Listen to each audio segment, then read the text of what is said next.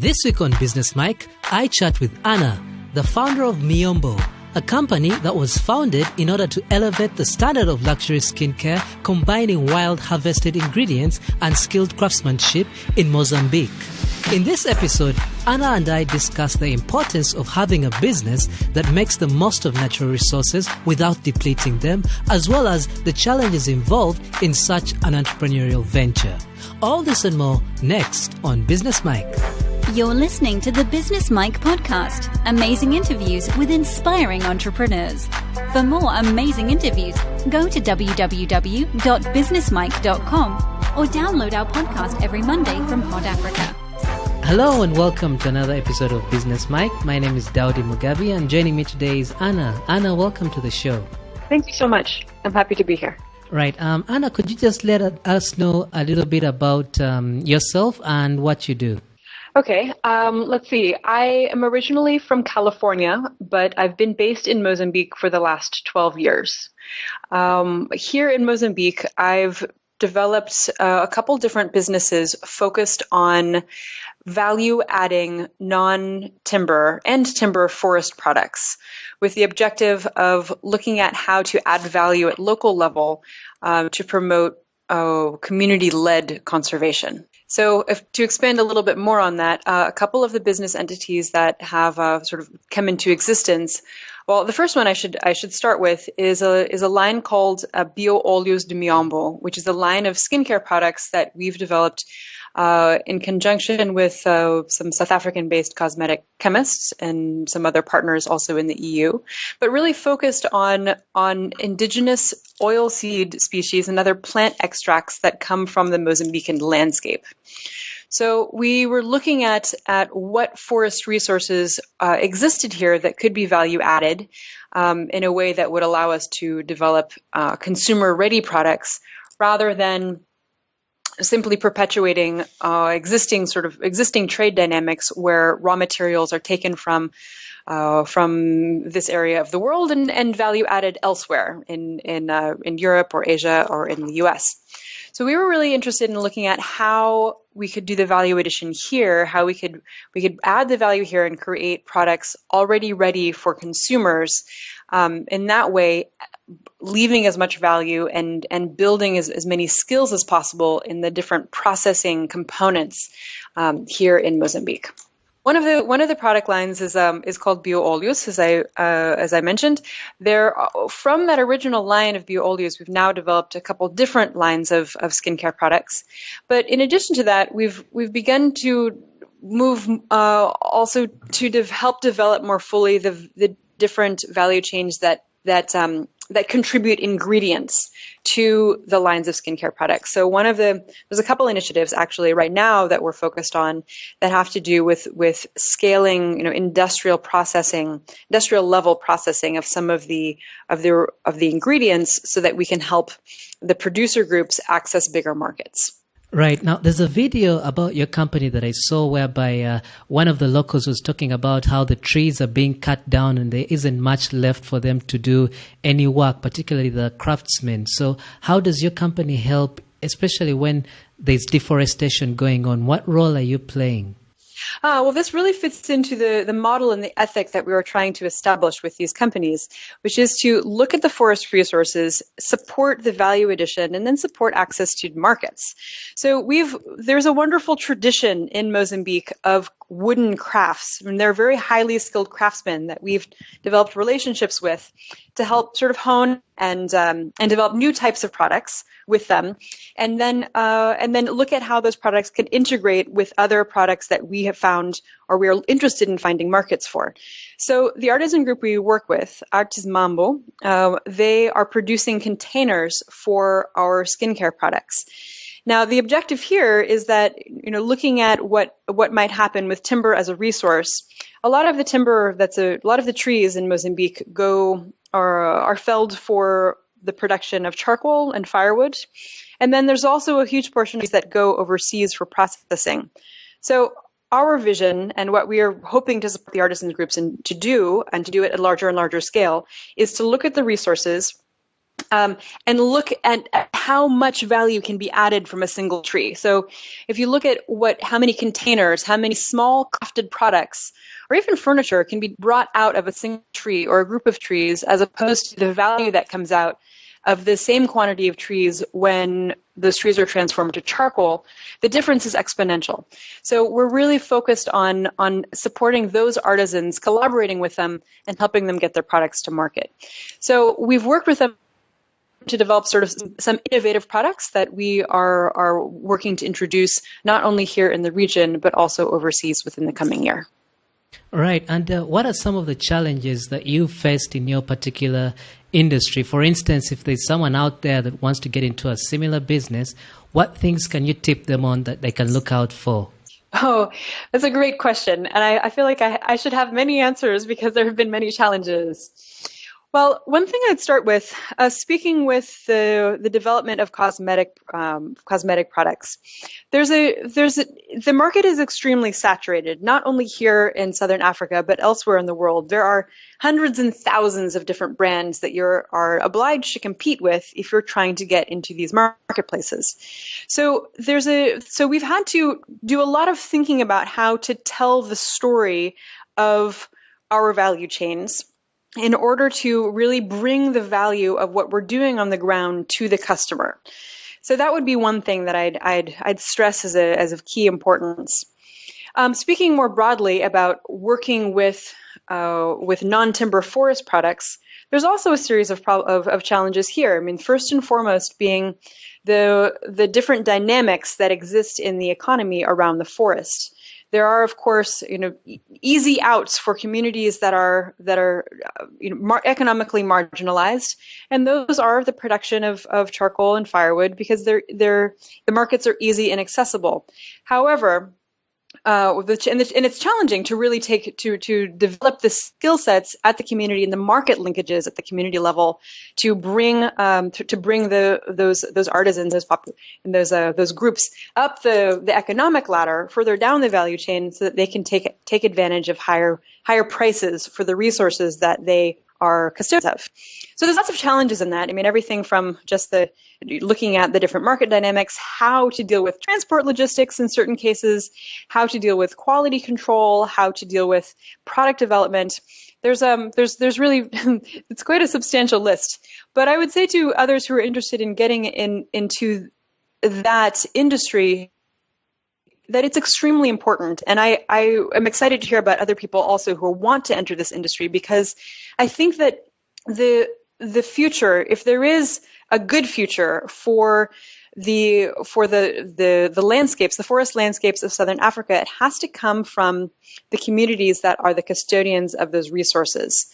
So if there's a way, and there are many ways, but if there can be good strategies in place to collaborate with those communities and engage them in economic activities that really generate real money, it offers a much brighter future for the conservation of those resources than inviting in other types of industries that are more focused on the quick extraction and less on the value addition.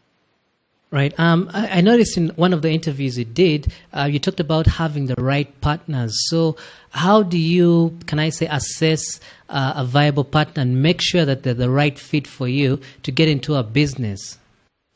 Oh, that's also a wonderful question. First thing, I think you have to really gauge your partners, your possible partners' dedication to the idea and willingness to contribute their time and resources to get something up and off the ground.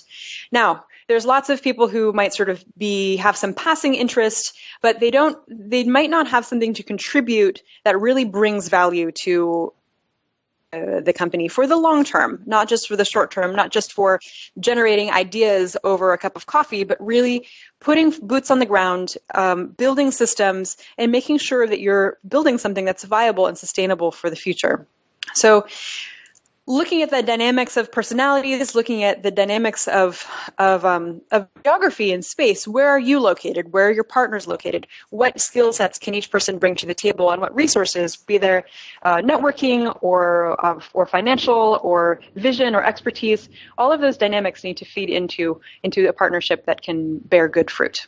Right. And for people like myself and perhaps others listening that haven't been to Mozambique, how would you describe Mozambique, both the people and the country itself? Oh, well, this is a very beautiful country. I live on the coast. Mozambique has a lot of coastline, and most of it is extraordinarily beautiful and not overdeveloped like you find in many other parts of the world. So we really have some very pristine landscapes, particularly on the coast in Mozambique. Now, Mozambique is part of the MIOMBO biome extends through Mozambique, and so in terms of the mountain and plains and other forest landscapes, some of those are shared with the neighboring countries. I would describe the Mozambican people as being extremely warm and fun-loving, happy to celebrate, but also taking seriously the value of their resources and their natural environment. So it's been a real privilege for me to meet Mozambicans who are dedicated to the development of their country. Mozambique has had a turbulent past, I think it's fair to say, over the course of its history as an independent country, which is not too long. So there's a good deal of work to be done to bring Mozambique to an international table as a true economic player. But I've met lots of Mozambicans who are dedicated to making that a reality. All right. And as an entrepreneur, knowing everything that you know now, if you had a chance to go back in time and give yourself a piece of advice, considering everything you've learned along the way, what advice would you give yourself? Oh, gracious. Where do I start? Oh man. I would like to be able to urge myself to not overextend so much. I would like to emphasize the importance of those partnerships and finding synergies and developing relationships that allow you to have productive, dynamic work environments, not just as a lone soul trying to blaze a singular path, but as a collective team where everyone can make contributions to a larger whole. I feel like there's been many times in my journey as an entrepreneur where I'd felt more alone than I would like to have felt. So I would like to now, with my perspective of today, be able to go back and help an earlier version of myself find and build and maintain partnerships and synergies, not just with individuals, but perhaps also with institutions that can help realize the vision of what I've been trying to do. Well, it's funny you say that because that's something that I actually struggle with. And most times I find myself, if I'm working on a project, I find myself doing the work of other people. And in the end, it just slows everything down because I have that feeling in my mind, well, you don't know how to do it right. Yes. Let me do it myself so we can move faster. And I think that comes as a result of maybe, number one, not being able to communicate your vision or purpose to the other people, or maybe empowering them with the skill set that they need. But in the end, as they say in one of the popular African sayings, if you want to go fast, you go alone. But if you want to go far, you go along with other people. Yeah. Yes, that's well said. That's well said. Right. Lastly, and this is my favorite question. If you were cast away to a desert island and you could only take one of each, what book would you take with you? What movie would you take with you? And what song would you take with you? Okay, so I really don't have a good answer to your question. I've been trying to rack my brain and come up with at minimum a witty response. But if I had the luxury of time and an endless amount of time to spend on a desert island and really do some good reading, I would want to revisit a lot of history books that I read when I was younger. But also explore more both Asian and African history. So I would try to find the biggest volume set I could of that would do justice to the last 1,000 years of Asian and African history. My having grown up in the United States, I don't feel that the education I had as a young person, as an adolescent, truly did justice to those areas of the globe. Our education was much more focused on the history of the U.S. and European history, and some Latin American history too, particularly because I am from California.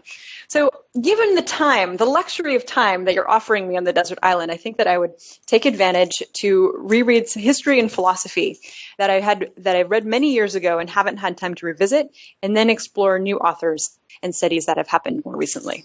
Could you just let the listeners know where they can learn more about what you do in terms of a website or social media? And if there's anyone outside Mozambique that wants to order some of the stuff that you do, can they get it online? Can you ship it out?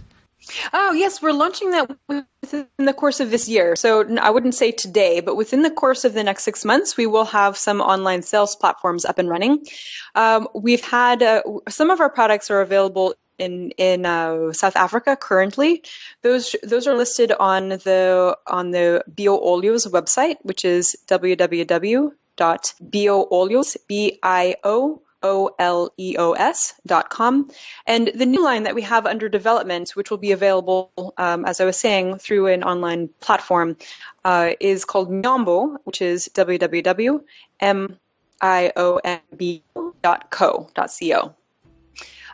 Both of those brands also have Facebook sites, which I'm trying to do a better job of maintaining updated on a more regular basis. I'm going to put all the links that you've mentioned on your show notes page, which will be businessmike.com/Anna. That's ANA.